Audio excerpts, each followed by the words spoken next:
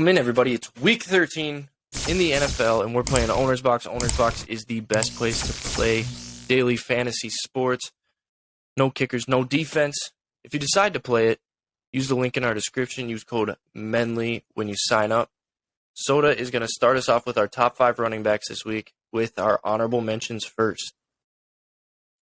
Coming in at honorable mention, the guy of the week last week, Josh Jacobs. Thinking he's got to slip a little bit this week, but still worthy honorable mention. And then people got to make sure they keep an eye on the injury report. Pending injuries, we could be looking at Jermichael Hasty and Kyron Williams as good plays as well. So keep an eye on them at the honorable mention rule. Yes, sir. Yes, sir. Let's jump right into it. At number 5 this week, a guy who is priced too low. 1, 2, 3, 4, 5. You'll probably never see Derrick Henry at 5th on the list again as far as price. He's going against Philadelphia.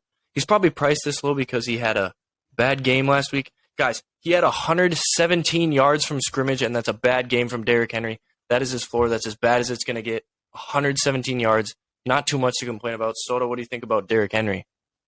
Well, and he should have had a touchdown. Let's be honest. He had a touchdown. Yep. Then he fumbled at the 1-yard line. I love Derrick Henry. I mean, like you said, he's underpriced. The way that people have beat the Eagles this year are slowing the game down and running the ball against them. And you're going to take probably the best running back in the NFL against a terrible rush defense, and you're going to put him at 5? That just seems disrespectful. We've got Derrick Henry at number 5 this week. Moving on to number 4, guy going against the Las Vegas Raiders, Austin Eckler.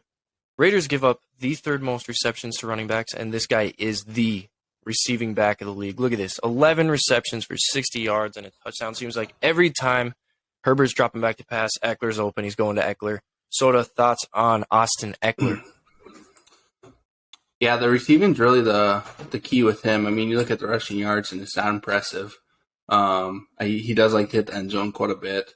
But the key with him is the receiving. I mean, it's PPR, full point for a reception, and clearly they're just going to give him the ball one way or another. Yeah. 12 total touchdowns. It's insane. Austin Eckler will find the end zone. Guy scores like no other. Moving on to number 3, a guy who secured the number 1 spot in the backfield last week. He took it. Brian Robinson Jr., going against the Giants, who give up 5.2 yards attempt to the running back position. Brian Robinson just keeps getting better. Excited about him this week. Soda, what do you think? This one hurts. For any of the Antonio Gibson fantasy drafters out there, this one hurts. But it's time to admit the truth. It is Brian Robinson's backfield. He owns it. They want him to own it. He's even getting involved in the pass game. What a great play against who do they got again? Against a pretty bad rush defense, right? They're going against the Giants. This man has been shot in the leg. You think he's scared of the Giants' rush defense? I don't think so. Brian Robinson, let's have a day. Moving on to number 2. Guy, you might be surprised to hear his name, but his counterpart running back is out. We like David Montgomery this week. It looks like Justin Fields will be back, which is a little bit scary, being that he could take some rushes near the goal line, take rushes in general. But David Montgomery this week, Soda, what do you think? You say scary, and I get your point there, but honestly, I like the fact that Justin Fields is back because then the defense is going to have to pay more attention to him in the run game, opening it up for Montgomery more. So, yes, he might sneak in there and steal a touchdown from Montgomery, which nobody wants to see if you got him in your lineup.